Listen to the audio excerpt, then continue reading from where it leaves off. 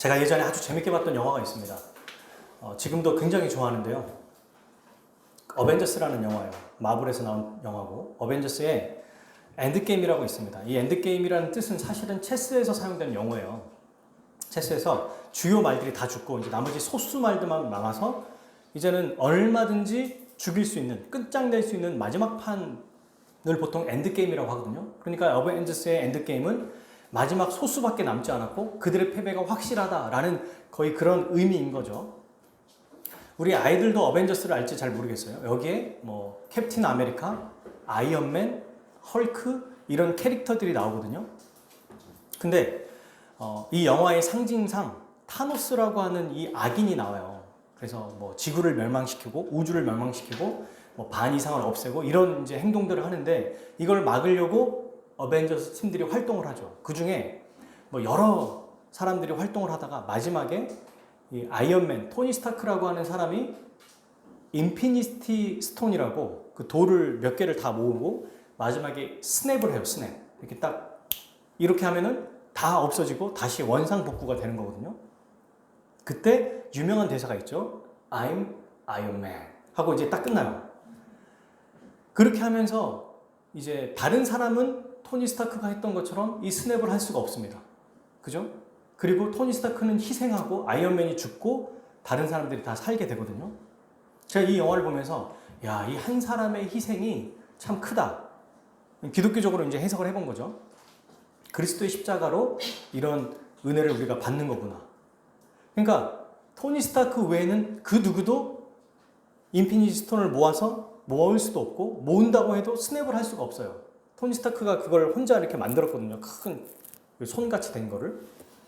여러분 이거 말고도 전쟁하는 영화를 보면은 드라마도 그렇고 항상 주인공이 있고 그 주인공이 뭔가 불안해요. 죽을 것 같은 주인공이 있어요. 근데 이 주인공이 꼭 인지를 구출하거나 아니면 마지막 거의 클라이막스 때 기지를 폭파해야 되거나 아니면 여기를 이제 무너뜨려야 자기가 사는데 무너뜨리지 못하고 꼭 이제 장치를 해놓으면 그 장치가 작동이 돼야 안 돼요? 무너뜨리려고 했는데 작동이 안 돼. 그래서 어떻게 해야 돼요? 반드시 누가 가서 그 버튼을 눌러야 돼. 그래야 거기가 무너지고 완전히 승리로 끝나는 거예요. 그때 누가 가요? 대장이 갑니다. 그래서 이제 다른 부하 군인들이 안 됩니다. 대장님 제가 가겠습니다. 그래서 가위바위보 하든지 뭐 아니면 어떻게 해가지고 자기가 간다고 그래요. 그런데 갑자기 대장이 자기를 펀치를 한번 날리더니 기절시켜요. 그리고 눈 떠봤더니 대장이 없는 거야. 그리고 대장은 눈 떠봤더니 저기가 폭발하고 있어요. 그러면서 막 멍멍 울죠. 그런 영화 장면들이 있어요. 여러분 이게 뭘 의미하는 거냐면 이 일을 할 수 있는 사람은 한 명밖에 없다는 거예요. 그리고 나머지 부하들, 군인들은 그 일을 하는 것이 아니라 대장이 이루어 놓은 그 일들을 가지고 그 유익을 누리고 대장이 했던 말을 순종하며 사는 거죠. 오늘 우리가 보는 말씀에도 그런 대조가 나옵니다. 예수 그리스도가 행하신 일, 그 예수 그리스도가 행하신 일을 우리가 받아서 무엇을 해야 되는가? 그리스도가 십자가에 못 박혀 죽으셨기 때문에 우리도 십자가에 못 박혀 죽어야 된다라고 하는 이 말도 안 되는 생각을 가져서는 안 돼요. 말씀드렸지만 부활절 전 사순절 기간이 있어요. 우리 대한예수교 합동 측은 사순절을 지키진 않습니다. 고난주간만 지키는 거예요. 근데 그 고난주간에 필리핀의 한 마을에서는 지금도 전통적으로 십자가에 못을 박습니다. 몇 명 사람들이 자원해서. 말씀드렸죠? 지금도 그 일이 장이돼요. 근데 보통 심장마비로 죽는 경우도 있대요. 실제로 못을 박는 거니까. 참 그렇게 한다고 자기의 죄가 없어집니까? 아니라는 거예요. 우리는 십자가에 못 박혀 죽으신 그 예수님의 말씀에 순종하는 자들이고 예수님처럼 살아간다고 할 때도 그분이 십자가에 죽은 것처럼 우리도 십자가에서 진짜로 매달리라는 얘기가 아니라는 거죠. 오늘 말씀을 우리가 잘 듣고 아이언맨이 스냅을 했던 것처럼 대장이 기지에 가서 모든 그 적군들의 무기를 다 폭발시키고 했던 것처럼 대장이 그렇게 폭발을 하고 아이언맨이 스냅을 한 다음에 나와 똑같이 너희도 그렇게 해라 라는 걸 원하지 않죠. 그죠? 내가 이렇게 만들어 놓은 평화로운 세상에서 이제는 너희가 해야 될 일들이 있다 라고 말하는 거죠. 예수님도 똑같아요. 오늘 이 예수님이 하시는 행동들을 오늘부터 우리는 하나씩 살펴볼 겁니다. 이제 드디어 막바지에 왔어요. 오늘부터 예수님은 이제 겟세마네 기도에 가시고 오늘 드디어 잡히십니다.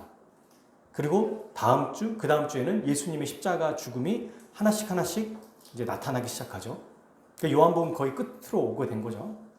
자, 그러면 우리가 살펴봤던 것처럼 요한복음 17장은 예수님이 제자들을 위해서 먼저는 자기를 위해서 그리고 제자들을 위해서 또 세상을 위해서 기도하는 내용이에요. 그죠? 예수님의 기도가 진짜 궁금합니다. 예수님은 이렇게 기도해라 저렇게 기도해라 말씀하시는데 그 내용이 진짜 뭔지 궁금합니다 라고 하시는 분들은 요한복음 17장을 보시면 돼요. 유일하게 예수님이 기도하신 내용이죠. 자, 그렇게 기도하신 다음에 이제 오늘 우리가 보는 말씀 18장 1절 한번 읽겠습니다. 같이 읽을게요. 시작. 예수께서 이 말씀을 하시고 제자들과 함께 기드론 시내 건너편으로 가시니 그곳에 뭐가 있어요? 동산이 있는데 제자들과 함께 들어가시니라. 동산이 뭐예요? 언덕, 뭐 산이죠, 산. 지금으로 말하면. 동산에 가셨대요. 왜 가셨을까요? 우리는 성경 요한복음에는 이렇게 나와 있지 않지만 사복음서에서 알 수 있어요. 왜 가셨죠, 여기에? 기도하러 가셨습니다. 여기 뭐 과수원이 있어서 열매를 따먹으러 가시거나 농사를 지려고 가신 건 아닐 거예요. 그죠? 이 겟세마네 동산은 기도하러 가시는 곳이에요. 이제 마태복음 26장 39절을 제가 읽어드릴게요. 조금 나아가서 얼굴을 땅에 대시고 엎드려 기도하여 이르시되 내 아버지여 만일 할만하시거든 이 잔을 내게서 지나가게 하옵소서. 그러나 나의 원대로 마시옵고 아버지의 원대로 하옵소서 하시고. 무슨 기도를 하러 가신 거예요?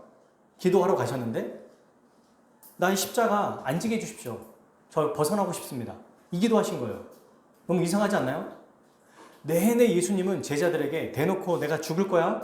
그리고 이것이 바로 하나님의 뜻을 이루는 거야. 라고 그렇게 많이 말을 했는데 막상 이제 십자가에서 돌아가시기 직전에 겟세마네 동산 가서 아버지 저 십자가에서 죽고 싶지 않습니다. 저 이제 더 이상 이 고통을 받고 싶지 않습니다. 이렇게 기도하셨다는 거예요. 왜 이렇게 기도하셨을까요? 왜 기도하셨을까요? 이렇게. 무서우니까, 두려우니까.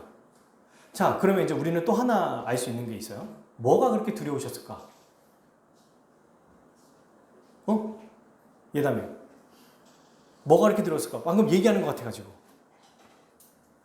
십자가에 못 박혀 죽는 육체적인 두려움? 맞죠? 맞아요. 십자가는 나중에 이제 저희가 몇 주 후에 살펴볼 텐데, 고증된 이야기로 제가 좀 자세히 설명할 거예요. 그 전에 설명하지 못했던 진짜 자세한 십자가 설명을 할 거예요. 얼마나 참혹한지 멜 깁슨이라고 하는 배우 겸 감독이 패션 오브 크라이스트에서 반도 고증을 안 했습니다. 너무 잔인하거든요. 그 제대로 했다가는 약간 그 고호 영화 같은 거 있죠. 약간 B급 아주 못 보는 참혹한 그렇게 되기 때문에 사람들이 봐야 될 정도로 해놓은 게 그 정도예요. 저는 그래서 그 영상을 지금 봐도 어우 약간 이렇거든요. 그런데도 그렇게 참혹했다는 것입니다. 자, 그러면 그 십자가의 죽음에 대한 고통과 두려움 때문에 그렇게 무서우셨을까? 맞죠, 그것도. 근데 그것보다 훨씬 더 큰 예수님이 진짜 십자가를 지고 싶지 않았던 이유가 있습니다. 그건 바로 삼위 하나님과 영원히 한 몸이셨다가 십자가에서 아버지 하나님께 버림받게 되는 것입니다. 영적인 단절, 영적인 고통이에요. 그래서 예수님이 가상칠언에 보면 마지막 죽으실 때 어떻게 해요? 엘리 엘리 라마 사박다니. 아버지요, 아버지요. 너무 괴롭습니다. 저 너무 아픕니다. 이렇게 외치지 않아요. 어떻게 외치세요? 어찌하여 나를 뭐 하셨나이까? 버리셨나이까? 라고 합니다. 진짜 고통스러운 거는 십자가에서 못 박히신 게 아니에요. 십자가에 못 박힌 건 두려웠겠지만 인간이기 때문에 아픔을 똑같이 느끼시니까 아프셨을 거예요. 근데 그것 때문에 고통스러운 게 아니라 진짜 고통의 울부짖음은 아버지여, 아버지여, 어찌하여 나를 버리셨나이까입니다. 그 버림받는 그 고통을 우리는 몰라요, 여러분. 부모에게 버림받은 자녀, 또는 연인에게 버림받은 어떤 사람, 또는 직장 상사에게, 사람에게 버림받는 게 진짜 영원히 어떤 면에서는 치유하기 참 쉽지 않은 문제라고 하잖아요. 근데 사람과 사람은 해결될 수 있어요. 죄인과 죄인이니까. 하지만 하나님과 하나님 사이에서 버림받는다는 것은 우리가 체험하거나 체득할 수 없는 고통입니다. 이거는 상상할 수 없어요. 근데 예수님은 이 고통이 가장 두려우셨던 거예요. 그래서 겟세마네 동산에서 이 잔을 옮겨주십시오. 이 잔이 뭐예요? 십자가의 죽음이죠. 십자가에서 내가 죽지 않기를 바랍니다. 원합니다. 라고 기도하시는 거예요. 그러다가 뭐라고 하시냐면 아버지의 원대로 하옵소서. 예수님의 그 기도의 끝은 마지막으로 뭐가 됩니까? 내 뜻대로 마시고 그래도 하나님 아버지 뜻대로 되기를 원합니다. 여러분, 어떻게 예수님이 자기의 마음을 다잡았을까요? 기도를 통해서. 물론 예수님은 스스로 하나님이시니까 마음을 다잡을 수 있겠죠. 그게 틀리다고 볼 수는 없어요. 예수님은 완전한 하나님이시니까. 근데 이 기도를 통해서 무엇을 우리에게 보여주십니까? 우리도 어떻게 마음을 다잡을 수 있다? 기도를 통해서 마음을 다잡을 수 있다는 걸 보여주는 거죠. 그죠? 근데 예수님이 또 하나 있어요. 이렇게 기도하시는 것은 누가 지금 도우시는 겁니까? 여러분. 바로 아버지 하나님과 성령 하나님이 예수님의 십자가 죽으심 뿐만 아니라 그의 기도를 도우시는 거예요. 그게 나옵니까? 성경에? 나와요. 이거 한번 찾아봅시다. 우리 누가복음이에요. 오늘 본문을 그대로 넘기지 말고 다시 본문을 돌아올 거니까 덮어버리지 마세요. 체크해 놓고 언제든 다시 펼 수 있도록 누가복음 22장 한번 찾아봅시다. 바로 앞이죠. 누가복음은 요한복음 앞이니까. 누가복음 22장이에요. 그리고 43절입니다. 같은 맥락이에요. 지금 나와 있는 게. 네. 22장 43절 보십시오. 아까 제가 읽었던 거 나오죠? 우리가 읽었던 거 39절. 예수께서 나가서 습관을 따라 감난산에 가시며 제자를 따라갔더니 그곳에 이르러 그들에게 이르시되 유혹에 빠지지 않도록 기도하라 하시고 그들을 떠나 돌 던질 만큼 무릎 꿇고 기도하시되 아까 제가 읽어드린 거죠. 옮겨주십시오. 그러나 원대로 되기를 원합니다. 했더니 43절 읽겠습니다. 시작. 천사가 하늘로부터 예수께 나타나 힘을 더하더라. 그죠? 이 구절이 있어요, 여러분. 예수님 혼자 기도해서 혼자 이겨낸 게 아니고 하나님이 천사를 보내셔서 예수님의 기도를 도우셨습니다. 그래서 44절에 힘쓰고 애써도 간절히 기도하시게 되었어요. 여러분. 그리고 어떻게 됩니까? 기도 후에 일어나서 마지막 이제 예수님이 딱 힘을 들고 힘을 내서 기도하시게 되는 겁니다. 자, 이 예수님의 기도는 무엇을 보여주냐면 첫 번째, 천사가 하늘로부터 내려와서 예수님의 기도에 힘을 더한다. 이건 누가 도와주시는 거예요? 하나님 아버지죠. 너무 당연한 거예요. 그런데 하나님 아버지만 계신 게 아니고 성령님께서도 도와주십니다. 자, 누가복음 그대로 22장 있죠? 이제 3장으로 한번 가봅시다. 아주 앞에 누가복음 3장 22절. 그럼 성령님은 어떻게 도와주셨는가? 예수님이 기도하실 때 살펴봅시다. 읽겠습니다. 3장 22절 시작. 성령이 몸소 비둘기 같은 형체로 그 위에 강림하시니 하늘부터 소리가 나시니 너는 사랑하는 아들이라 내가 너를 기뻐하노라 하시니라. 아멘.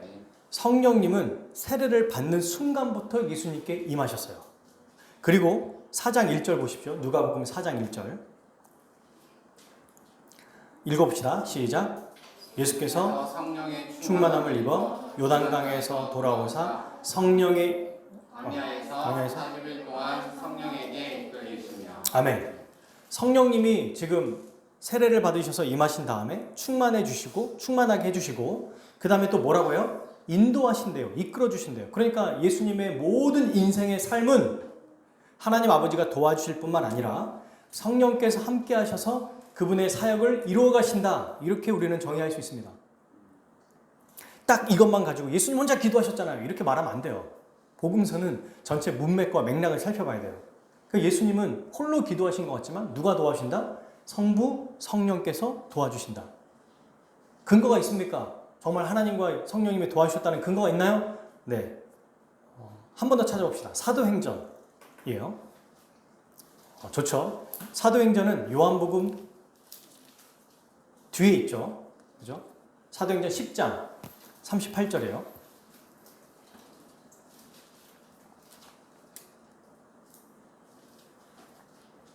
사도행전 10장 38절. 제가 정말 설교로만 이렇게 하는 건지 아니면 그냥 뉘앙스로만 얘기하는 건지 제가 만들어내는 건지 과연 성경이 뭐라고 말하는지 읽어봅시다. 10장 38절 시작. 하나님이 나사렛 예수에게 성령과 능력을 기름 부으시며 그가 두루 다니시며 선한 일을 행하시고 마귀에게 돌린 모든 사람을 고치셨으니 하나님이 함께 하셨습니다. 아멘. 아예 그렇게 나오죠. 대놓고 하나님이 예수님께 성령을 보내시고 기름 부으셔서 모든 일을 하게 하시며 하나님이 함께 하셨다. 즉 하나님은 성령님과 함께 예수님의 사역을 도우셨다라고 이야기합니다. 이게 삼위일체 하나님의 모습이에요. 근데 이 내용은요, 우리에게도 굉장한 힘이 되는 내용입니다. 왜 그럴까요? 우리가 기도할 때 홀로 기도하는 게 아니라는 것입니다. 우리가 기도할 때 누가 함께 하시는 거예요? 하나님 아버지, 그리고 성령님, 그리고 또 한 분 있어요. 예수 그리스도. 예수님께는 성부와 성령만 계시지만 우리의 기도는 십자가에 죽고 부활 승천하신 예수 그리스도가 성령을 보내주시고 그 성령님을 통하여 성부와 성자가 우리와 함께 하심으로 우리의 기도를 도우신다는 것입니다. 그리고 기도할 때마다 천사를 보내주세요. 너무 놀랍지 않습니까? 그래서 천사들은 히브리서에 우리가 예전에 봤죠. 히브리서에 보면 천사들도 우리를 흠모한다고 그랬어요. 천사들은 복음의 내용을 받거나 그 내용을 적용받지 못한 존재예요. 우리는 복음의 내용을 받은 존재고 실제로 그 내용을 누리는 자들입니다. 그러니까 천사는 심부름꾼이죠. 우리의 심부름꾼. 우리가 기도할 때마다 삼위 하나님이 도우시는 것. 그게 이제 로마서에 제가 한번 읽어드릴게요. 8장 26절과 27절. 찾아보죠 뭐. 순서니까 한 번만 더 찾아봅시다. 방금 읽었던 사도행전 뒤에 있어요. 네, 로마서 8장 26절, 27절 같이 읽겠습니다. 우리가 기도할 때 어떤 일이 일어나는지 또는 기도하지 않을 때도 어떤 일이 일어나는지 함께 읽겠습니다. 시작. 이와 같이 성령도 우리의 연약함을 도우시나니 우리는 마땅히 기도할 바를 알지 못하나 오직 성령이 말할 수 없는 탄식으로 우리를 위하여 친히 간구하시느니라. 마음을 살피시는 이가 성령의 생각을 아시나니 이는 성령이 하나님의 뜻대로 성도를 위하여 간구하심이니라. 아멘. 아멘. 우리가 성령께서 우리를 위해서 기도하시는 것은 우리의 생각을 더 확장시키거나 아니면 우리가 원하는 것들을 더 구체적으로 만들려고 기도해 주시는 게 아니죠. 하나님의 뜻대로 살아갈 수 있도록 하나님 말씀대로 순종하며 살아가고 실천할 수 있도록 우리의 마음과 생각을 바꿔주시고 우리가 너무 강박할 때가 있어요. 여러분 기도 안 하거나 너무 딱딱해지고 여러분 기도도 사실 습관이거든요. 그래서 아까 우리가 누가복음에 읽었죠. 예수님도 뭐에 따라? 습관을 따라 기도하러 가셨어요. 기도를 안 하면 잘 안 하게 됩니다. 못해요. 실제로 기도가 잘 안 됩니다. 그래서 저희도 말씀드린 것처럼 기도 훈련이라는 걸 할 거예요. 이제 근데 기도라는 거를 할 때도 뭐 어떻게 기도했는지 모르겠어요. 아니면 뭘 기도해야 될지 모르겠어요. 라고 하다가도 간절하게 그 자리에 앉아서 기도하잖아요. 그냥 저는 어렸을 때 그런 기억이 납니다. 기도 어떻게 되는지 모르겠어요. 그랬더니 선생님이나 부모님이 뭐라고 하시냐면 그냥 주여 예수님만 외치라고. 그래서 뭐 한 1시간 동안 주여 주여 주여만 한 적이 있어요. 이거 뭐 무슨 주문도 아니고. 근데 계속 그렇게 하다 보니까 어느 때는 좀 기도를 잘하고 싶은 거예요. 근데 참 말씀을 보니까 제가 주여 주여만 외쳤든지 아니면 고개를 쳐박고 잠자고 있든지 뭘 하고 있어도 그때 항상 일하셨던 분이 계십니다. 누구시죠? 성령님. 어떻게? 우리를 위해서 간구하시고 하나님의 뜻대로 살아갈 수 있도록 기도하셨다는 거죠. 그러니까 여러분 우리가 기도한다고 할 때 홀로 사실은 매일의 삶이 주일 빼고는 홀로 있을 수 있잖아요. 뭐 직장에 가는 지하철에서 가는 길이라든지 차를 타고 가는 길이라든지 아니면 직장에서 자기의 딱 업무를 하는 그 순간이라든지 일을 하면서 돌아다닌다든지 앉아있는 사람도 있고 움직이면서 일하는 분도 있어요. 어떤 건 상관없어요. 근데 혼자 있다고 생각하면 안 됩니다. 반드시 삼위 하나님이 함께 계시고 성령께서 내 기도를 들으시는구나 라는 생각을 갖고 믿으면 기도가 힘이 납니다. 여러분 힘이 솟아요. 진짜 그래요. 생각해 보십시오. 그래서 기독교는 지식의 종교라고 그래요. 기억하지 못하고 생각하지 못하면 힘이 안 나거든요. 근데 생각하면 아 그렇지 라고 생각이 나는 거예요. 나 혼자 기도하는 게 아니다. 기운이 솟는다는 얘기 들어보신 적 있죠? 힘이 솟는다는 거. 힘이 없어요. 메가리가 없어요. 아무것도 못해요. 그냥 이렇게 있는데 무기력해요. 그런데 다 버려도 삼위 하나님이 나와 함께 하시는 거예요. 그리고 교회가 있잖아요. 그분들이 나를 위해서 기도하시는 거예요. 그럼 그때 힘을 낼 수 있습니다. 그게 어느 순간이든 어느 타이밍이든 상관없어요. 이걸 꼭 기억하십시오. 예수님이 기도하실 때도 성부, 성령이 함께 하셨다면 우리가 기도하실 때는 우리의 기도를 들으시고 아들도 아끼지 않으신 이가 무엇을 너희에게 아끼시겠느냐라고 말씀하시는 그 하나님의 말씀을 우리는 기억해야 됩니다. 자, 그래서 우리가 기도하는 것은 홀로 기도하는 게 아니라 함께 기도하는 것이다. 그리고 우리의 기도는 교회가 함께 또 기도하는 것이다. 라는 걸 기억했으면 좋겠어요. 이렇게 이제 예수님이 기도를 하시고 겟세마네 동산에 계속 있을 수는 없죠. 이제 기도하시고 나오십니다. 기도하고 딱 나왔더니 누가 있어요? 기다리고 있는 사람들이 있네요. 2절, 3절을 읽어봅시다. 이제 다시 요한복음 18장으로 돌아와서 요한복음 18장 2절, 3절. 예수님이 제자들과 함께 이제 기도하러 가셨고 제자들은 실제로 기도 안 했죠. 그리고 예수님이 한시라도 깨울 수 없느냐 하면서 막 이제 또 뭐라고 하셨지만 다 기도하시고 이제는 가자 하고 이제 제자들 데리고 갑니다. 그랬더니 딱 그 앞에 마중 나와 있어요. 2절, 3절. 시작. 그곳은 가끔 예수께서 제자들과 함께 모이시는 곳이요. 예수를 파는 유다도 그것을 알더라.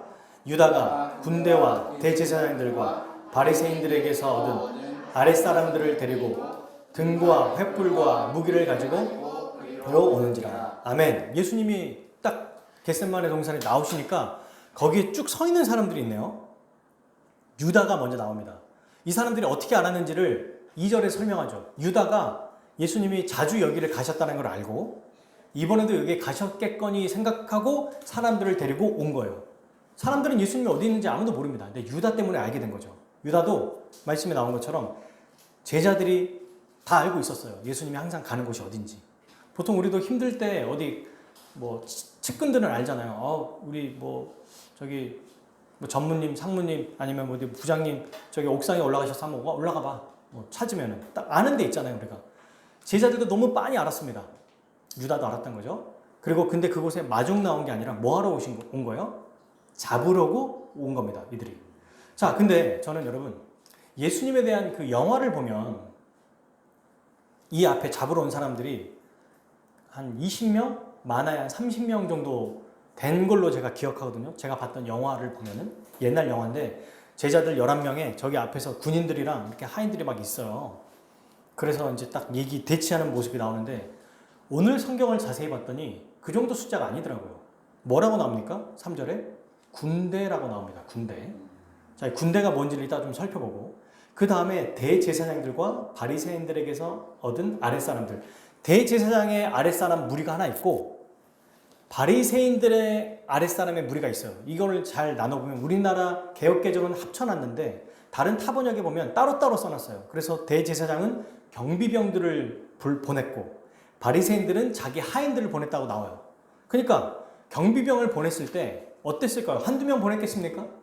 한 10명 보냈겠어요? 적어도 한 30명, 50명 보내지 않았겠어요? 많이 잡으면. 그 다음에 바리새인들도 바리새인 한 명이 아니라 바리새인 파잖아요. 이 많은 파야들의 한 명만 보내도 100명은 넘을 거예요. 50명 정도 된다고 쳐봅시다. 그러면 지금 바리새인이 보낸 사람들 50명, 대제사장이 보낸 사람 50명, 100명이 있는 거예요 지금. 너무 심한 거 아닙니까? 좋아요. 그러면 한 둘 다 합쳐서 20명이라고 칩시다. 그러면 이 군대라고 하는 이 표현이 뭐냐? 군대. 여기 군대라고 나오죠. 이 군대는 당시 로마에 제가 헬라어로 써놨는데 잊어버렸네요. 스페리안가? 하여튼 그 이름인데 군단이 있습니다. 로마에는. 군단은 몇 명이냐면 6,000명이에요. 군단은. 근데 군대는 10분의 1이니까 6,000명의 10분의 1이 몇 명이에요? 600명입니다. 600명이 서 있는 거예요, 지금 여기에. 근데 뭘 가지고 있어요? 등. 어두우니까 새벽이잖아요. 그 다음에 횃불. 그리고 무기. 한 명 잡으려고 대제사장과 뭐 바리새인들의 하인들을 뭐 20명만 잡아도 최소 600명이 넘습니다. 여러분, 우리가 100명만 앞에 와서 시위를 해도 국회 앞에서 시끄럽거든요. 엄청 시끄러워요. 500명이, 600명이 시위한다고 생각해 보십시오. 언론이 출동합니다. 엄청 큰 무리예요, 600명은. 이 많은 사람들이, 근데 그것도 어리버리한 사람이 아니라 군인이 왔어요. 무기와 횃불을 들고. 그래서 저는 이거 보고, 600명 진짜 될까? 이런 사람들이 있을 것 같은 거예요. 근데 실제로 여러분, 사도 바울이 예루살렘에서 가이사랴까지 호송을 하거든요. 천부장이라는 사람이. 왜냐하면 암살한다고 하니까 사도 바울을 위해서 몇십 명이 먹지도 마시지도 않고 잠도 안 자고 쟤 죽이려고 기다리고 있습니다. 그랬더니 사도 바울의 생질이라서 이제 조카가 이제 말해줘요. 그래서 바울이 너가 말한 그대로 알려줘. 그랬더니 조용히 이제 호송에 가는데 그때 사도 바울을 호송한 인원이 몇 명인 줄 아세요? 제가 읽어드릴게요. 이거는 사도행전 23장 23절. 백부장 둘을 불러 이르되 밤 제3시에 가이사랴까지 갈 보병 200명과 기병 70명과 창병 200명을 준비하라고. 바울 한 명 가는데도 470명의 군인이 출동했습니다. 그러면 예수님이라고 하는 이 엄청난 분을 600명 데리고 가는 것은 당연하겠죠. 지금 어때요? 고작 유다 빠졌으니까 11대 한 700명이에요. 600명, 650명. 이게 싸움이 될까요? 안 돼요. 싸움이 안 됩니다. 근데 이들은 뭘 가지고 왔냐면 방금 말씀드린 것처럼 횃불과 등불 그리고 무기를 가졌어요. 보통 횃불과 등불은 앞을 보인다고 어둠을 밝히는 거잖아요. 횃불도 마찬가지거든요. 환하게 비추어주는 거잖아요. 근데 이게 상징하는 바가 있어요. 횃불과 등이. 인간의 지혜를 얘기합니다. 세상의 지혜. 이 사람들은 자기의 지혜, 자기의 지식, 말하자면 오늘로 말하면 인간의 기술, 정보, 과학, 철학, 뭐 사람이 발휘할 수 있는 모든 어떤 지식의 근원들, 기반이 되는 것들이라고 볼 수 있겠죠. 그러니까 이들은 뭘 가지고 예수님께 나온 거냐면 알량한 자기의 지식과 자기의 생각을 가지고 어둠을 밝히겠다고, 세상을 이롭게 하겠다고 요란하게 하는 예수님을 잡으러 온 거예요. 근데 가짜 빛을 들고. 예수님은 어떤 분이에요? 세상의 빛이십니다. 그분이 진짜 빛이에요. 어둠을 물리치겠다고 빛이랑 횃불을 가져왔지만 오히려 반대로 행동하고 있는 거예요. 진짜 세상의 빛이신 그분 앞에 나와야 되는데 그분을 잡으러 온 겁니다. 세상은. 그죠? 오히려 가짜 빛을 가지고 와서 진짜 빛이신 예수님을 잡으러 가는 거예요. 자, 그리고 또 하나 있어요. 무기. 무기는 뭡니까? 여러분, 무기는 군대와 무기가 있는데 힘의 상징이죠. 힘을 상징하는 거예요. 세상에서 가장 강력한 힘을 상징하는 게 무기입니다. 지금도 그렇잖아요. 우리나라도 두 번의 큰 쿠데타가 있었어요. 5.16, 12.12. 이 군사 쿠데타를 통해서 나라가 완전히 한번 뒤집어지지 않았습니까? 두 번이나. 그래서 여러분, 더 이상 군인들이 무기를 가지고 나라를 뒤집지 않도록 헌법을 개정했던 거 아시죠? 아예 완전 딱 정해놨잖아요. 군인은 절대로 정치를 할 수 없다. 정치와 군대를 분리시켰어요. 이게 통합되면 언제든지 또 전복할 수 있는 일이 있기 때문에 아예 그렇게 딱 정해놨습니다. 지금도 여전히 위협적이라는 거예요.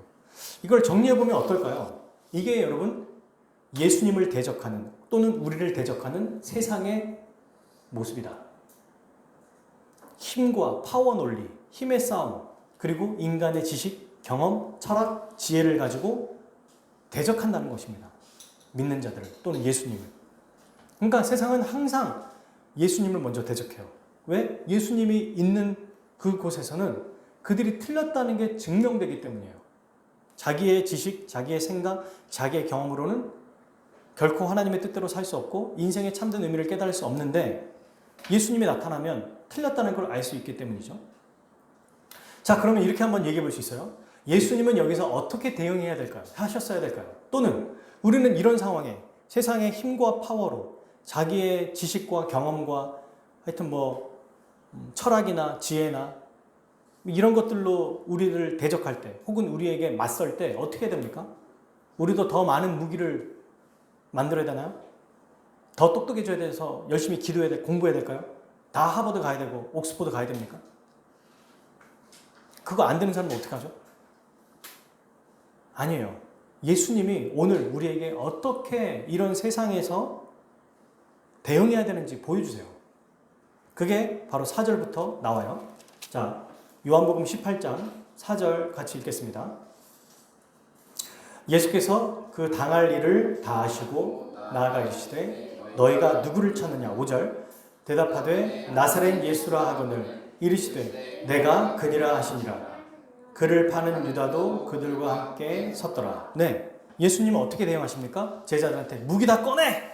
탁 꺼내고 자 335로 우리 간다. 내가 먼저 쟤를 찌를 테니까 다 먼저 길을 터! 이러면서 뭐 베드로와 이제 그 요한 있잖아요. 그 두 사람 너희는 내 수제자니까 일단 나를 호위해. 나머지 애들은 일단 앞에서 이렇게 방품하게 해. 스파르타 알잖아. 그 300명 군사. 그렇게 한번 해보자. 이렇게 했을까요? 안 했어요. 무기를 꺼내란 말도 안 했어요. 무기도 있는지 없는지 모르겠어요. 근데 이따 보니까 베드로는 무기를 가지고 왔어요. 어쨌든. 근데 예수님 뭐라고 하시냐면 말씀만 하십니다. 그냥. 그리고 뭐라고 하세요? 다 아시죠? 왜 왔는지도 다 아세요? 당할 일도 아세요? 4절에 보니까. 전능하신 분이에요. 근데 뭐 하시냐면 그냥 말씀만 하세요. 그리고 뭐라고 하세요? 내가 그니라. I am 이라는 뜻이에요. 그냥. 나다. 너희 누구 찾니? 나사렛 예수라는 분을 찾아요. 왜 하필 나사렛이라는 말을 붙였냐면 전에도 한번 설명드렸지만 예수라는 이름이 흔해요. 우리로 말하면 뭐 동명이인 많잖아요. 똑같은 이름들. 예수도 이름이 많았습니다. 뭐 여호수아라는 이름에서 온 거기 때문에 그러니까 나사렛 예수라고 해야만 그 예수님인 거예요. 그분을 찾습니다. 서울시에 있는 김서방 찾는 거랑 똑같으니까 강북구 어디 무슨 동에 있는 그 누구누구요. 아, 그 사람 나야. 근데 내가 그니라는 이 뜻은 여러분 요한복음에서 굉장히 중요한 표현이죠. 요한복음에는 총 7번의 예수님이 나는 누구다, 나는 누구다, 나는 누구다 설명하는 내용이거든요. 복음서에서 유일하게 7번을 얘기해요. 나는 세상의 빛이다. 나는 양의 목자다. 나는 생명의 떡이다. 나는 세상의 빛이다. 나는 선한 목자다. 들어보셨죠? 이게 I am who I am 이게 무슨 뜻이냐면 하나님 아버지께서 모세에게 나타나실 때 모세가 당신은 누구십니까? 라고 할 때 대답하셨던 얘기예요. 그래서 그 대답을 요한복음을 통해서 예수님이 누구라는 걸 증명하는 거예요. 하나님과 동등한 하나님이시다라는 걸 보여주는 거예요. 그래서 이미 7번, 왜 하필 요한복음은 7번만 기록했느냐? 7이 완전수입니다. 7과 12가, 3, 7, 12가 성경에서는. 그래서 17번만 예수님이 I am 이라고 했던 것, 나는 세상의 빛이다 라고 했던 건 오직 완전하신 하나님이다 라는 걸 증명하는 거예요. 근데 그 용법을 여기서 또 쓰고 계시는 거예요. 예수님은 이렇게 수많은 사람들이 우리에게 찾아왔을 때, 그 자기를 대적하는 사람들이 왔을 때, 뭐 무기나 아니면 지혜로 그들을 무찌르는 게 아니라 그저 자신이 누구신지 선포하신 거예요. 내가 누구다! 라고 말했던 거예요. 그랬더니 어떤 일이 벌어집니까, 여러분? 6절. 예수께서 그들에게 내가 그니라 하실 때에 그들이 물러나서 땅에 엎드려지는지라. 깜짝 놀란 거예요. 하고 여러분 이거 아시죠? 뒷걸음질 치다가 어어 하면서 막 넘어지는 거. 너무 놀란 겁니다. 너무 당당하시거든요. 너무 멋지시잖아요. 600명이 그 한 명 앞에서 오합질처럼 어어 하면서 무너졌다고 생각해서 너무 웃기지 않아요? 저는 이거 보면서 너무 웃겼어요. 생각해보니까 11명 막 제자들은 벌벌 떨고 있고 그 앞에서 의기양양하게. 근데 굳이 설명하죠. 대치점. 유다도 원래 예수님 쪽이었는데 어디 있어요? 반대쪽에 있잖아요, 지금. 그리고 힘의 논리에 같이 서 있는 거잖아요. 그리고 예수님을 대적하면서 딱 이렇게 저 사람이다 이렇게 말하기도 전에 내가 그다라고 했더니 딱 이렇게 무기와 횃불과 등도 가지고 있는 사람들 오오오 하면서 갑자기 다 놓치고 막 넘어지고 빡 떨어뜨리고 당황한 거예요. 무섭고. 그래서 다시 주섬주섬 죽는 걸 생각해 보세요. 그러면 막 서로 막 그 대장들이 뭐해? 빨리 주워! 이러고 있고 막 오합지졸해 지금 분위기가. 그리고 또 물어봅니다. 누구를 찾느냐? 그랬더니 얘기하시죠. 너희에게 내가 그라 했으니 나를 찾거든. 8절. 이 사람들이 가는 것을 용납하라. 예수님 뭐라고 하셨냐면 내가 그라고 얘기했잖아. 나만 데리고 가. 내 제자들은 건드리지 마. 이 뜻이거든요. 그래서 이거를 9절에 사도 요한이, 요한복음에 쓴 이 요한이 이게 무슨 뜻인지 해석을 해줘요. 9절에서. 8절에서 나만 데리고 가. 이게 무슨 뜻인지 한번 읽어볼까요? 이는 아버지께서 내게 주신 자 중에서 하나도 잃지 아니하였사옵나이다라 하신 말씀을 응하게 하려 하십니다. 네, 한 명도 죽음에 이르지 않도록. 실제로 여기서는 여러분 우리가 보통 그런 거 있잖아요. 영화 이제 뭐 드라마나 이런 걸 많이 보면은 이제 항상 그 내부의 적이 있잖아요. 그 스파이가 있어요. 그래서 이 사람이 적군들이 혹은 자기를 굉장히 괴롭히는 사람들이 같은 편이었는데 항상 어디 중요한 때만 나타나거나 아니면 큰 일을 저질러 버려요. 그래서 어떻게 알게 됐는지 해다가 마지막 장면쯤에 딱 나타나서 알고 봤더니 내가 정말 믿었던 그 사람이 배신한 거야. 그래서 그 사람이 배신해서 내 상대편에 있는 사람들이 나의 약점을 딱 잡은 거예요. 그러면서 이제 딱 이렇게 얘기하죠. 네가 그럴 줄 몰랐다. 막 이랬더니 이 사람이 나도 살기 위해서 어쩔 수 없었어. 이러는데 문제는 뭐냐면 여기서 그 악인들에게 협상했던 게 있어요. 이 내부 고발자가.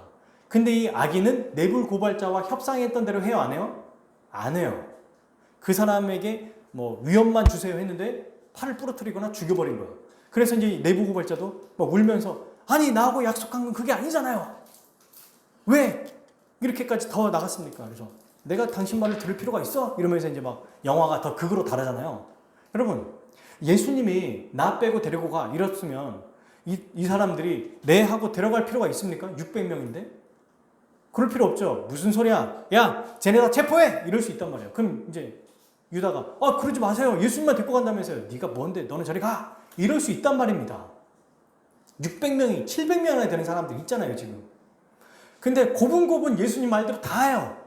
예수님이 이러라 하면 저러고 저러라 하면 저러고 그 700명이 그냥 우스커니 대답은 안 하지만 이렇게 그렇게 하고 저렇게 하고 너무 재밌어 보이죠. 이 모습이 여러분 어떤 모습이냐면 예수님이 잡히신 게 아니라 뭐예요? 스스로 잡혀주신 장면을 보여주는 거예요. 이게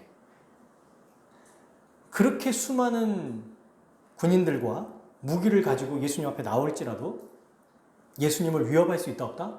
없다. 예수님을 해할 수 있다 없다? 없다. 저는 이 말씀을 보면서 사실 좀 저도 깨달은 게 있습니다. 예수님이 잡히셨다고 생각했어요. 실제로 우리 성경에 이렇게 요약하는 성경들 보면 잡히셨다라고 나오는데 사실 그렇게 써주면 안 됩니다. 저도 제 성경을 고쳐요. 이렇게 아예 지워가지고 잡히셨다가 아니다. 이거는 잡혀주셨다예요. 잡혀주셨다. 그게 예수님의 십자가 죽음에 훨씬 더 그분이 스스로 자발적으로 우리를 위해 십자가에 지셨다는 것이 더 분명하고 잘 드러나요. 잡히신 거는 어쩔 수 없이 피하고 싶었는데 도망가고 싶었는데 못 도망간 게 아니잖아요. 그죠? 일부러 잡혀주신 거예요. 그들은 악한 일을 했지만 예수님이 잡혀주신 거예요. 왜?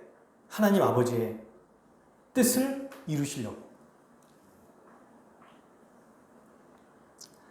만약에 예수님이 정말 힘 대 힘으로 해서 잡히셨다면 이거 놔! 이러면서 막 이렇게 잡혀가잖아요. 네가 이제 뭐 드라마 보면은 너 내가 누군지 알아? 막 이렇게 이제 못하게 하는데 예수님도 만약에 진짜 화가 나셨다면 그렇게 안 하셨겠죠?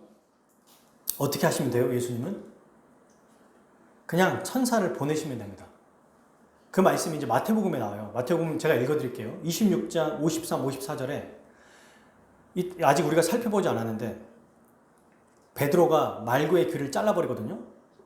그랬더니 예수님이 이제 칼집을 칼에 꽂으라 이렇게 얘기하시면서 그 다음에 오늘 본문에는 안 나와 있지만 마태복음 26장에는 뭐라고 설명하냐면 이렇게 얘기합니다. 너는 내가 내 아버지께 구하여 지금 12군단 아시죠? 군단 6,000명. 근데 12군단이래. 12 곱하기 6,000이야. 12군단 더 되는 천사를 보내시게 할 수 없는 줄로 아느냐. 내가 만일 그렇게 하면 이런 일이 있으리라는 성경이 어떻게 이루어지겠느냐 하시더라. 예수님은 그냥 손짓 하나만 하셔도 12군단이나 되는 천사가 와서 완전히 초토화시킬 수 있다는 거예요. 여러분, 근데 12군단이라고 하는 천사가 많죠. 하지만 천사 한 명이 하는 일이 구약에는 얼마나 큰 힘을 발휘하는지를 제가 읽어드릴게요. 이것도 이사야 37장 36절에 그 밤에 여호와의 사자가 나가서 아시리아 진중에서 18만 5천 명을 쳤으므로 아침에 일어나 일찍 일어나 보더니 보라 다 죽은 시체들이더라. 천사 한 명이 그냥 18만 대군을 없애버릴 수 있어요. 근데 지금 600명이라면서 이 600명 앞에 12군단 12 곱하기 6이니까 몇 명이에요? 7만 2천 명 아닙니까? 7만 2천 명의 천사들이 나타나서 지금 예수님 앞에 서 있다면 누가 감히 예수님을 끌고 갈 수 있겠어요? 자, 여러분 이게 뭘 보여주는 거예요? 예수님이 힘의 논리에 의해서 잡혀가신 게 아니라 스스로 잡혀주셨다. 왜? 그 이유가 나오죠. 아버지께서 내게 주신 자를 하나도 잃지 않기 위해서. 그리고 또 하나 11절에 내가 제일 마지막 여러분 오늘 읽었던 거 나오죠. 예수님의 말씀. 아버지께서 주신 잔을 내가 마시지 아니하겠느냐. 하나님 아버지가 주신 잔. 이 잔이 뭐예요? 십자가 죽음. 내가 만약에 천사들을 데리고 와서 다 죽여버리면 하나님 아버지의 뜻이 이루어지지 않는다. 이게 뭐와 연결돼 있어요? 9절과 11절과 연결돼 있죠. 9절이 뭐예요? 아버지께서 내게 주신 자 중에서 하나도 잃지 아니하겠사옵나이다. 한 명도 잃어버리지 않는 거와 아버지의 잔을 받는 게 연결돼 있습니다. 즉 예수님이 십자가에서 죽으셔야만 단 한 명도 잃어버리지 않는다는 거예요. 지금 이 상황에서는 잡혀가지 않는 거지만 정말 참된 의미는 뭐예요? 예수님이 십자가에 죽으심으로 그분이 택하신 하나님의 백성들, 신약에 있는 모든 백성들, 우리가 지난주에 살펴봤죠? 요한복음 17장 20절인가요? 거기에 내가 비옵는 건 이 사람들만인 위함이 아니요 또 그들의 말로 말미암아 나를 믿는 사람들도 위함이니 믿는 모든 자들을 위해서 십자가에서 죽으셔야만 합니다. 그래야 우리의 죄가 용서받고 완전한 의를 얻어서 하나님 나라에 들어갈 수 있거든요. 그 일을 이루셔야 돼요. 그게 바로 한 명도 잃지 않는 거예요. 이렇게 연결이 되죠. 그러니까 예수님이 이렇게 스스로 잡히셨는데 예수님이 어떻게 하셨냐면 말씀하시고 그리고 이전에 말씀하시기 전에 기도하셨죠. 이 두 가지 방식으로 대응하셨습니다. 그러면 이제 여러분 제가 이제 결론을 좀 맺을게요. 우리에게 이것을 한번 적용해 봅시다. 우리는 우리를 대적하는 말씀대로 살려고 하는 우리에게 세상이 자꾸 우리를 괴롭히고 힘들게 하고 또 유혹하거든요. 그때 어떻게 해야 될까요? 세상의 방식으로는 대응해서 안 된다는 것을 보여줘요. 힘에는 힘, 무기는 무기, 지혜는 지혜. 이렇게 접근하면 안 된다는 것입니다. 안 돼요. 내가 이렇게 했지? 그래, 내가 이렇게 한번 해보자. 여러분, 근데 힘 대 힘으로 접근하는 사람이 있었을까요? 없었을까요? 있었어요. 누구요? 베드로, 페트라라고 하는 베드로죠. 10절. 이에 시몬 베드로가 칼을 가졌는데 얘는 칼도 가져왔어. 그것을 빼어 대제사장이 좀 하필 여러분 군인도 아니에요. 군인 또 이렇게 자르면 왠지 자기가 죽을 것 같으니까 대제사장이 보낸 그 하인 중에 한 명 이름도 나오죠. 말고라고 귀를 잘라버렸대요. 와 이거 엄청난 거 아닙니까? 그 예수님이 잘했어. 야 그래도 자존심 세웠다 네가. 내 수제자는 맞네. 한 번 이렇게는 해줘야지. 가 이렇게 하면 되는데 그렇게 안 하세요. 잘라진 말고의 귀를 다시 붙여주시고 여기는 안 나오지만 타번역에 타는 우리 사복음서의 다른 모형이 나오죠. 뭐라고 하시냐면 칼을 칼집에 꽂으라. 칼집에 꽂으라는 말은 뭡니까? 칼 쓰란 말이에요. 쓰지 말란 얘기예요. 쓰지 말란 얘기예요. 그게 예수님이 하신 얘기죠. 군단을 보낼 수도 있는데 내가 이거 안 하는 거야. 못해서 안 하는 게 아니거든. 우리에게 뭘 얘기하시는 겁니까? 세상의 방식으로 싸우는 것이 아니라고 얘기하고 있어요. 왜 그러냐면 여러분 이걸 잘 기억하셔야 됩니다. 우리의 싸움은 어떤 싸움이니까? 인간 대 인간의 싸움이 아니에요. 직장 상사와 동료와의 싸움이 아니라고요. 친구와의 싸움이 아니에요. 부모와 자식의 싸움이 아니에요. 우리의 싸움은 뭡니까? 찾아봅시다. 이 싸움이 무엇인지. 에베소서 6장. 우리의 싸움이 대체 무엇인지 다 아실 거예요 또. 그러나 이 말씀을 좀 찾아서 우리가 함께 보면 좋겠습니다. 에베소서에 11절 12절에 나오죠. 6장 11절 12절 에베소 제일 마지막이에요. 읽겠습니다. 시작. 마귀의 관계를 능히 대적하기 위하여 하나님의 전신갑주를 입으라. 자 싸움의 대상이 나와요. 12절 시작. 우리의 씨름은 혈과 육을 상대하는 것이 아니요 통치자들과 권세들과 이 어둠의 세상 주관자들과 하늘에 있는 악의 영들을 상대함이라. 아멘. 사탄이 그 사람을 사용하는 거예요. 그 사람을 대항해서 사람 자체를 미워하거나 그 사람 때문에 내가 안 간다, 이 사람이 내가 너무 밉다라고 하는 건 사탄의 유혹에 넘어가는 것입니다, 여러분. 그러니까 이게 말도 안 되는 싸움이에요. 이 사람이 나를 괴롭히니까 이 사람하고 상대하려고 하니까 어떻게 해야 돼요? 더 내가 힘을 길러야겠다. 내가 더 높은 자리에 있어야겠다. 내가 더 말빨 잘해서 이 사람 말로 이겨야겠다. 이런 식으로 접근한다는 거예요. 그 대상이 아니에요. 힘은 힘대로 대결하는 게 아닙니다. 예수님은 이 군대 앞에서 뭐라고 하셨어요? 말씀으로 상대하셨어요. 말씀으로. 왜? 누구와 상대하는 거니까? 악한 영들을 상대하는 것이니까. 그래서 꼭 기억하십시오. 여러분들을 힘들게 하고 우리를 괴롭히는 것은 그 사람 자체가 아니라 그 사람에게 역사하는, 그 사람을 유혹해서 나를 건드리고 힘들게 하고 나를 짜증나게 하고 화나게 하고 그래서 내 마음의 평정을 잃어버리게 하는 사탄입니다. 유혹하는 거예요.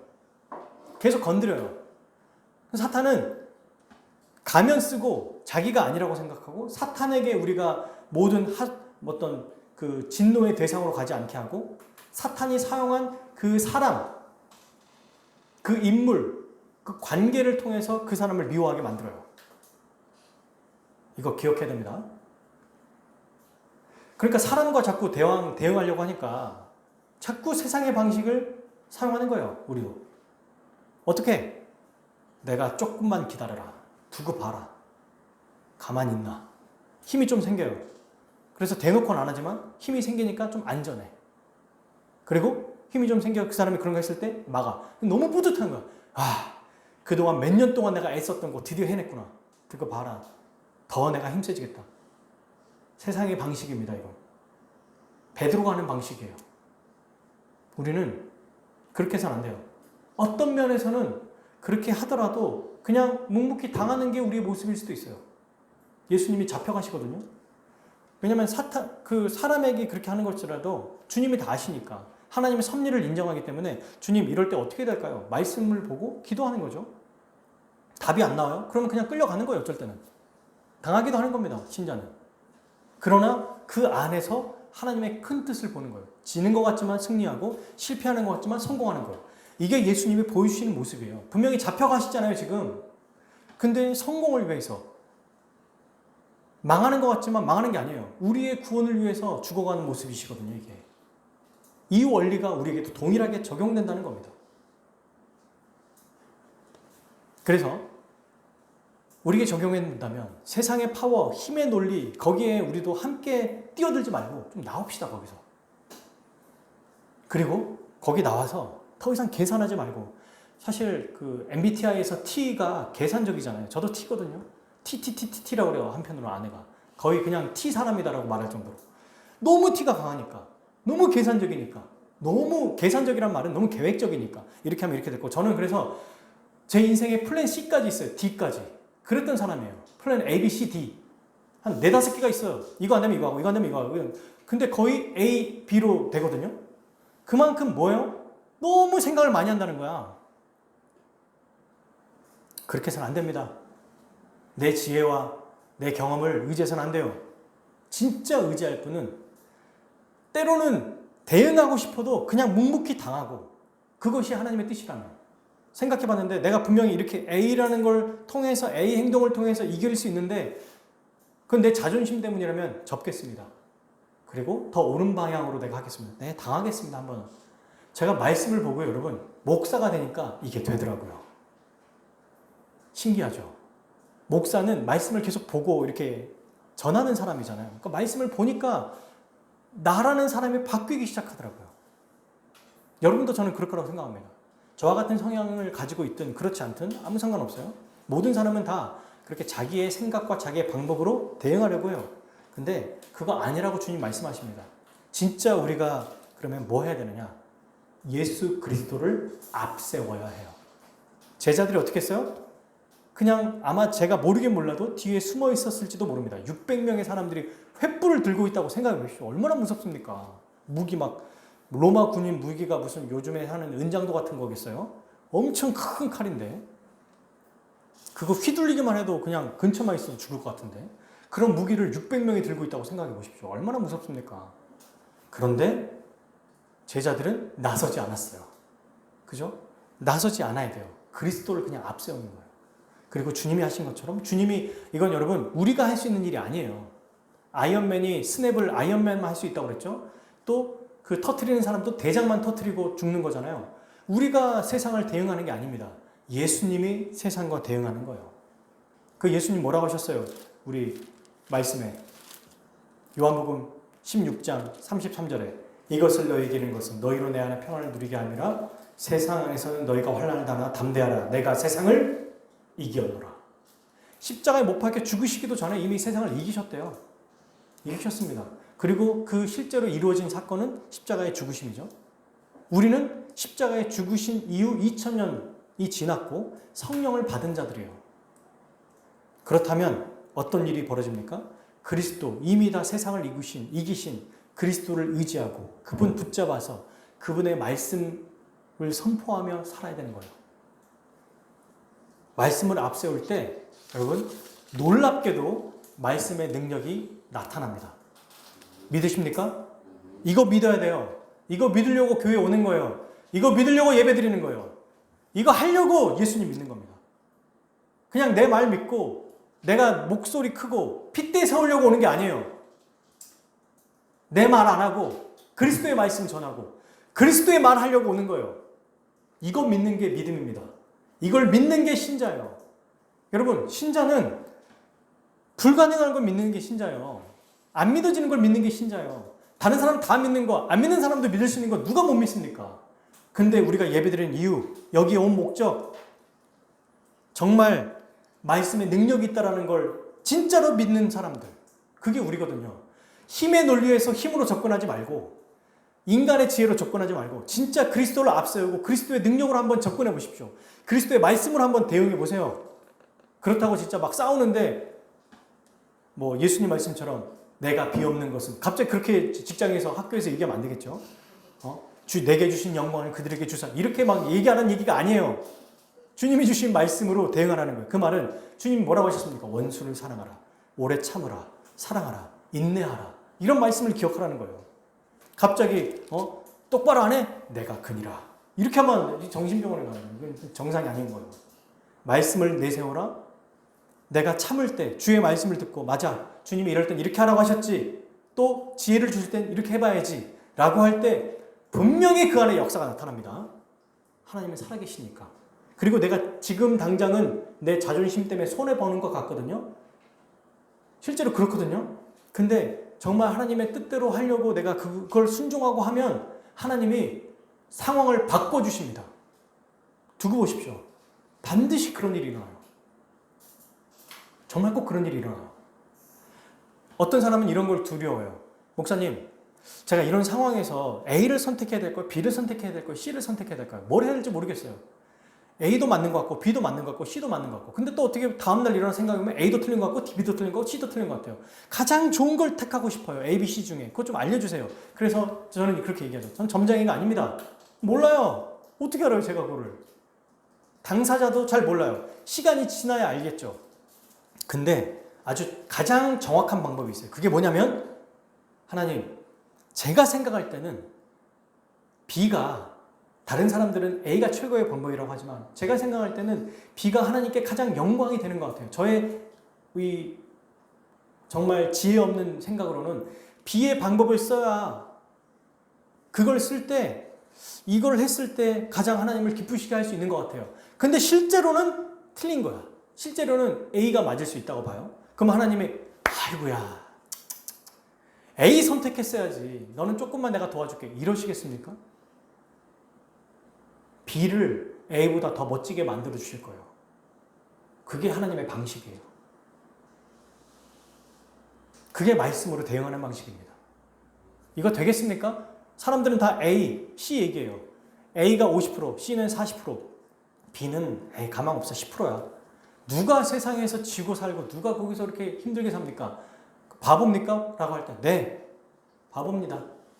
라고 살아가고 공동체를 위해 살아가고 그게 무장된 사람은 그 사람을 통해서 반드시 바뀌는 일이 벌어져요.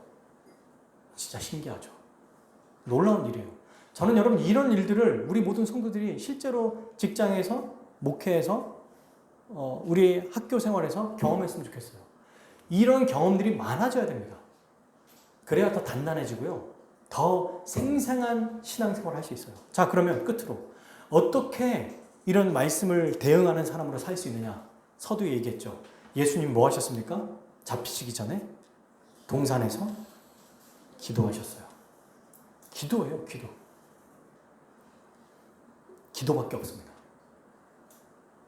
기도할 때 그리스도 주님이 성령을 통해서 역사하십니다.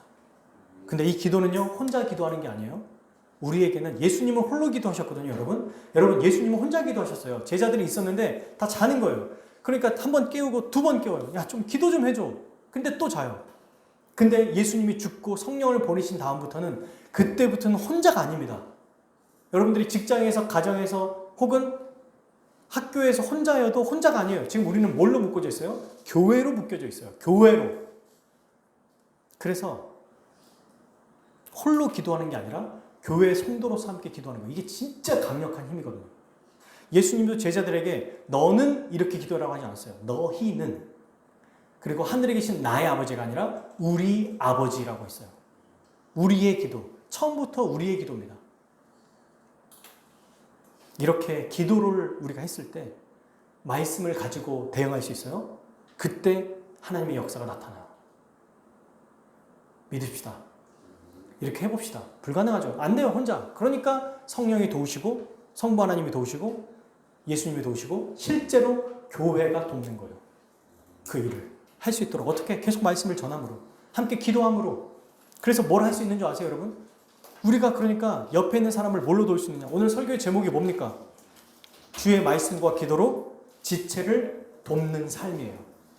어떻게 내가 다른 사람을 도울 수 있다고요? 말씀과 기도로 지체를 도울 수 있는 거예요. 한 가지 예를 들어 마칠게요. 말씀과 기도를 하다 보면은 이 말씀을 묵상하다가 성도들을 계속 생각하잖아요. 누가 생각이 난 거예요. 제가 보통 그렇거든요. 목사니까 당연히 그렇죠. 그러면 말씀만 딱 해놓고 그 사람에게 카톡을 해요. 그리고 그냥 보내고 말까요? 기도하는 거예요. 그를 위해서. 그 사람을 위해서. 성도들을 위해서.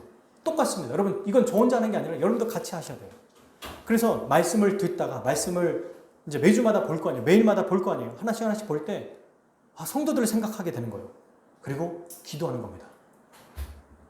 그 기도에 힘입어서 우리가 말씀과 기도로 세상에 대응하며 살아갈 수 있을 뿐만 아니라 다른 성도들도 도우며 살아갈 수 있습니다. 특별히 저는 요청하고 싶은 게 있어요. 목사님 저를 위해서 기도해야 되는 건 당연한 거고 우리 아이들을 위해서도 여러분 기도해 주십시오. 이 아이들이 정말 주의 말씀 안에서 그리스도의 사랑을 알고 그리스도의 그 은혜를 알아서 회심하는, 먼저는 뭐가 중요하냐면요, 간절한 마음이 있어야 돼요. 이 아이들에게 간절한 마음을 주시라고 기도해야 됩니다. 이거 기도하는 거 별거 아닌 것 같지만 아니요, 가장 하나님이 기뻐하시고 하나님은 이 방식으로 응답하세요. 하나님은 전능하시니까 그냥 마음대로 하셔도 되는데 희한하게 기도라는 이 방법을 통해서 역사하시기를 기뻐하십니다. 그래서 우리도 기도하는 것, 여러분 정말 오늘부터 기도해 보십시오. 그리고 기도할 때 꼭 중요한 게 있어요. 기도 제목을 써야 됩니다. 반드시. 작은 거. 그래야 이게 이루어졌는지 안 이루어졌는지 알 수 있어요. 나중에 우리가 이제 기도 훈련을 할 때 이런 방법들을 하나씩 다 알려드릴 거예요. 그러므로 사랑하는 여러분, 우리가 이 땅에 살아가는 방식, 예수님이 오늘 어떻게 보이셨어요? 세상의 방식에 의해서 끌려가는 것이 아니라 그분의 방식으로 말씀과 기도로 스스로 잡히셨죠. 우리를 위해서. 그렇다면 우리는 어떻게 될까요? 예수님처럼 스스로 잡히는 게 아니라 그분이 이미 이루신 것, 이제 우리도 똑같이 말씀과 기도로 잡힐 게 아니라 대응하면서 죽는 게 아니죠. 우리는 똑같이 십자가에 죽는 게 아니에요. 그분이 이루신 것을 받고 동일하게 세상에서 그분을 따라서 살아가는 거예요. 실제로 죽으란 얘기가 아니라 그 안에서 그의 말씀으로 또 주님의 말씀으로 주님을 앞장 세우고 항상 여러분 뒤에 빠지세요. 먼저 나가지 마세요. 말씀을 먼저 내세우십시오. 내 머릿속에. 딱 화가 나려고 할 때 보통 그런 거 많이 하잖아요. 3초 참아라, 6초 참아라, 10초 참아라. 뭐 그런 얘기 나오는데 딱 그때 주님, 우리가 제일 먼저 나오는 거 주여. 이씨, 아우 이게 아니라 주여. 이게 먼저 나와서 참고. 그리고 기도하는 거. 10초만이라도 기도해 보십시오. 그게 저는 세상을 대언하는 아주 중요한 방식이라고 생각해요. 너무 구체적이죠? 그러나 한번 해보십시오. 그때 성도들도 생각나요. 말씀을 보면. 그 성도를 위해서 짧게라도 기도하는 거. 주님, 우리 누구도 새로운 우리 또 선영자매, 또 정현자매, 또 우리 사랑하는 예담이, 예준이, 혜원이, 승원이, 또 예담이, 예준이, 민지, 다 이름 불러야겠죠. 우리 봉환, 오인영, 박미란, 또 우리 다운이, 앞으로 오게 될 사람들. 막 생각하는 거예요. 그걸 기도하는 겁니다. 그 기도가 쌓일 때 반드시 여러분 어떤 일이 벌어지냐면 여러분들의 삶 속에서 이건 참 말도 안 되는 일이 일어났다. 와, 이게 가능한 게 아닌데? 생각해보면 다 교회의 기도가 있었어요. 그리고 다시 그 기도 응답을 통해서 이것이 옳구나. 말씀과 기도를 내세우는 것이 옳구나라는 것을 다시 한번 깨닫게 하시고 더 그쪽 길로 정진하게 하십니다. 사랑하는 여러분, 우리도 모두 주님이 가신 그 길, 우리도 말씀과 기도로 세상을 대응하고 지체를 도우며 한 주간 살아가는 우리 모두 되기를 바랍니다. 힘들고 어려운 일 있을 때마다 생각하세요. 주여, 말씀으로 먼저 생각하고 기도하는 것. 그리고 참읍시다. 10초 동안 기도하는 거예요. 그리고 주님 앞에 나아갈 때 주께서 우리의 직장의 환경, 학교의 환경, 가정의 환경, 또 우리 저의 목회 환경 가운데 분명히 놀라운 은혜로 역사하실 것을 기대합니다. 아멘. 우리 함께 찬양하고 우리 기도하도록 하겠습니다.